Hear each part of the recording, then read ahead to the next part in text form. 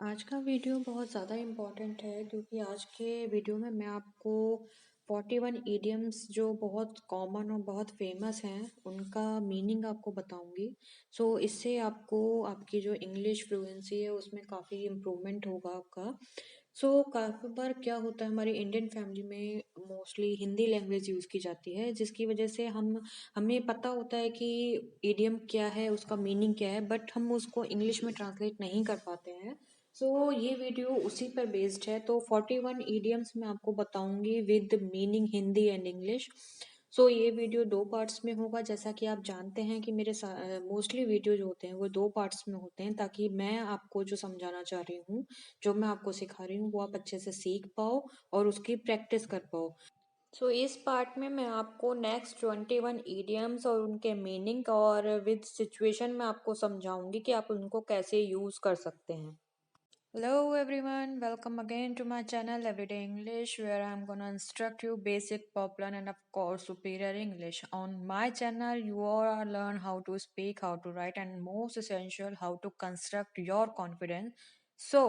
Bearing losing any extra time, let's begin the video. Start करते हैं आज के फर्स्ट फ्रेज के साथ। आज का फर्स्ट फ्रेज है a burn child dread the fire और once bitten twice shy. It mean that दूध का जला छाछ को भी फूक फूक कर पीता है। ठीक है, तो इसका हिंदी मीनिंग होगा एक बार गलती हो जाने पर व्यक्ति सावधान हो जाता है। ठीक है, नेक्स्ट फ्रेज है a figure among cipher. Okay, अंधों में काने राजा। ये फ्रेज हमने कई बार सुना है। ठीक है, और ये सिचुएशन कब आती है जब हम इसे बोलते हैं कम बुद्धिमान लोगों में अधिक बुद्धिमान होना। ठीक है, मतलब सब अगर बेवकूफ़ी वाली बात कर रहे हैं और आपने एक समझदारी की बात कर दी। ठीक है, हमारा नेक्स्ट फ्रेज है a little knowledge is a dangerous thing और हाफ नॉलेज इज डेंजरस। ठीक है, इसका मीनिंग है नीम हकीम खतरा ये जान। वैसे ये एक उर्दू लाइन हम इसको बोल सकते हैं। इसका जो मीनिंग है उससे आपको क्लियर हो जाएगा। चीजों की अधूरी जानकारी होना खतरनाक हो सकता है। ठीक है, किसी भी अगर आपको टॉपिक के बारे में नहीं पता है या किसी भी बात को आप नहीं जानते उसके बारे में ना बोलें। नेक्स्ट है हमारा अ वॉल्फ इज लैम क्लोथिंग। ठीक है, इसका इक्विवेलेंट है भेड़ की खाल में भेड़िया। ठीक, सो ये फ्रेज हमने कई बार सुनते हैं हम, लेकिन इसका जो सिचुएशन है क्यों यूज करते हैं, ऊपर से भला अंदर से बुरा। मतलब आप ऊपर से सामने वाले को अच्छा अच्छा बोल रहे हो, लेकिन अंदर से उसके लिए आप बुरा सोच रहे हो कि इसके साथ बुरा हो। ठीक है, नेक्स्ट है हमारा all is well that ends well. ठीक है, इस लाइन से ही हमें समझ में आ रहा है कि इसका क्या है मीनिंग। अंत भला तो सब भला। मतलब कि अगर आप कोई भी बात में कोई भी आपकी बहस चल रही है, अगर उसका अंत अच्छा हो रहा है तो सब अच्छा है। ठीक है, आखिर में क्या होता है वही मायने रखता है। जैसे कि मैंने अभी आपको बताया, अगर किसी भी दो पीपल के बीच में अगर लड़ाई हो रही है, अगर अंत में अगर वो दोनों मिल जाते हैं तो अच्छा ही हुआ। ठीक, नेक्स्ट है हमारा grass on the other side always look greener. ठीक है, सो ये भी हमें एक लाइन से हमें समझ में आ गया, दूर के ढोल सुहावने होते हैं। ये एक, मैं कह सकती हूँ कि एक कॉमन फ्रेज है जो हिंदी क्वेश्चन पेपर में आता ही आता था। ठीक है, इसका मतलब होता है दूर से चीजें अच्छी लगती हैं और जो दूसरों के पास होता है वो अधिक महत्व का लगता है। ठीक है, नेक्स्ट फ्रेज है हमारा a bad workman blames his tool.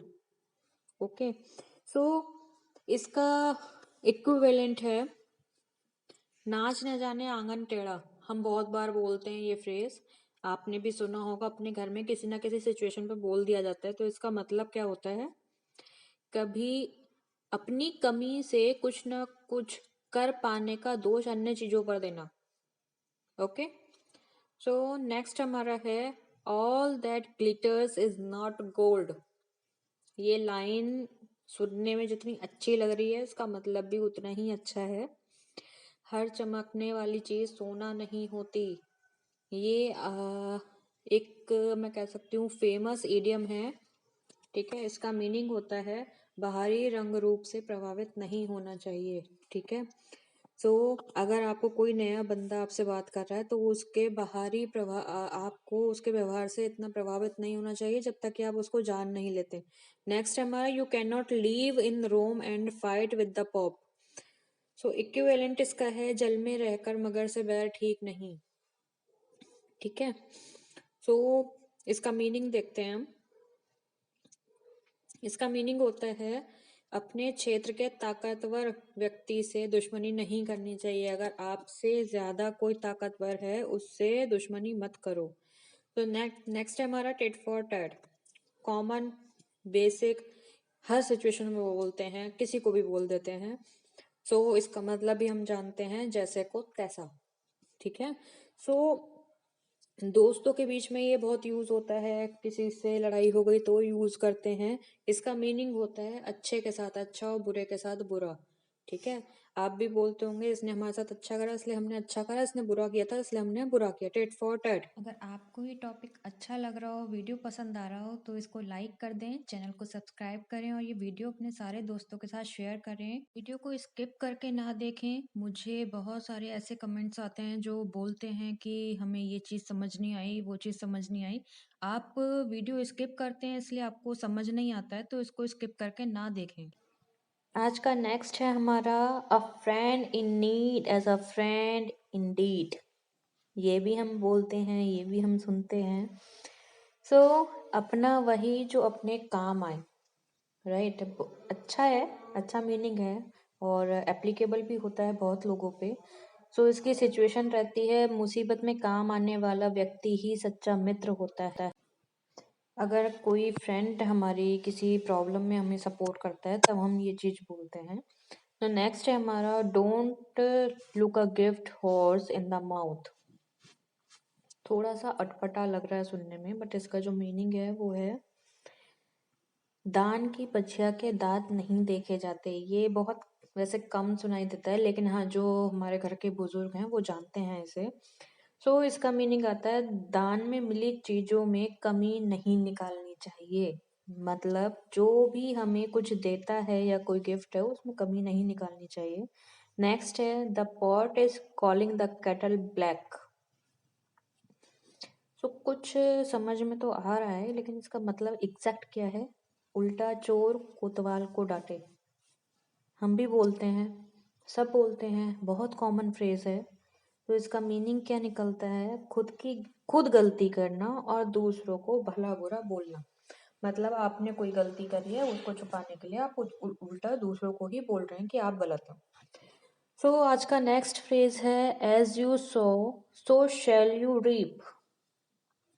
क्या समझ में आ रहा है इससे? जैसा बोओगे वैसा काटोगे। ठीक है, सो कभी भी किसी के साथ गलत नहीं करना चाहिए। तो इसका मीनिंग है कर्म के हिसाब से ही फल मिलता है। अगर आप किसी के साथ बुरा कर रहे हो तो आपके साथ भी बुरा ही होगा। So please don't do that. तो नेक्स्ट है more to it than meets the eye. Mean दाल में काला, कुछ तो गड़बड़ है इसमें, कुछ गड़बड़ है, कुछ कमी है इसके अंदर जो कुछ छुपा रहा है। सो मीनिंग क्या है इसका? कुछ गड़बड़ होना, कुछ हमें पता है कि अगर सामने वाला कोई सिचुएशन हमें बता रहा है और हमें लग रहा है कि कुछ तो गड़बड़ है, तब हम कहते हैं ना दाल में कुछ काला है। सो नेक्स्ट है हमारा between the devil and the deep sea. मतलब आगे कुआं पीछे खाई और आसमान से गिरा खजूर में अटका। मतलब घूम फिर के हम वहीं आ गए। राइट, सो इसका मीनिंग है हर तरफ मुसीबत होना। जैसे कोई सिचुएशन है, आप प्रॉब्लम से बाहर नहीं आ पा रहे हो, दूसरी प्रॉब्लम आपके साथ आ गई। सो इस सिचुएशन पे हम बोलते हैं। सो नेक्स्ट है हमारा स्पीक और think of the devil and the devil is here. मतलब देखो उसका नाम लिया वो आ गया। मतलब नाम लिया और शैतान हाजिर। कई बार हम इसको अच्छे सिचुएशन पे भी बोलते हैं, एक मजाकिया मूड में भी बोलते हैं, मतलब ऐसा नहीं है कि बुरा लगे। सो किसी के बारे में सोचते या बोलते ही उसका सामने आ जाना, ठीक है, ये कई बार ना अपने दुश्मनों पे भी एप्लीकेबल होता है, बट प्लीज आप ऐसा ना करें। सो नेक्स्ट है हमारा टू टर्न टेल और to show a clear pair of heels, means दुम दबाकर भाग जाना, या इसका मीनिंग डर के भाग जाना। मतलब कोई सिचुएशन है और आपको पता है कि आप उसको फेस नहीं कर पाओगे और आप वहां से निकल गए। नेक्स्ट है हमारा when in Rome do as Romans do. तो थोड़ा सा टिपिकल है बट सुना हुआ है, जैसा देश वैसा भेष, है ना। सुनते हैं, बोलते भी हैं, कहीं भी जाते हैं, अगर वहाँ के हमने हिसाब से ड्रेसिंग की है तो हम बोलते हैं बहुतों को जैसा देश वैसा भेष, मतलब जगह के अनुसार रहना चाहिए। ये काफी अच्छी चीज भी है और कभी कभी गलत भी साबित होता है। सो नेक्स्ट है हमारा it is no use crying over split milk, mean अब पछताए होत क्या जब चिड़िया चुग गई खेत। अब पछताने से क्या होगा, है ना। सो इसका मीनिंग है हमारा कुछ हो जाने के बाद उस पर पछताना नहीं चाहिए, जो हो गया वो हो गया, आगे का सोचते हैं। सो हमारा आज का लास्ट प्रोवर्ब है अ ब्लैक शीप, मीन्स घर का भेदी लंका ढाए। बोलते भी हैं, सुनते भी हैं, सिचुएशन एग्जैक्ट क्या आती है जो हम बोलते हैं, करीबी व्यक्ति दुश्मन के साथ मिलकर अधिक नुकसान पहुंचा सकता है। तो ये था आज का video. Thank you all for being with me in this entire video. I'll see you soon with the next video. And yes, if you want a video on any specific topic, then let me know the comment box below. Till then, take very good care of yourself. Bye bye.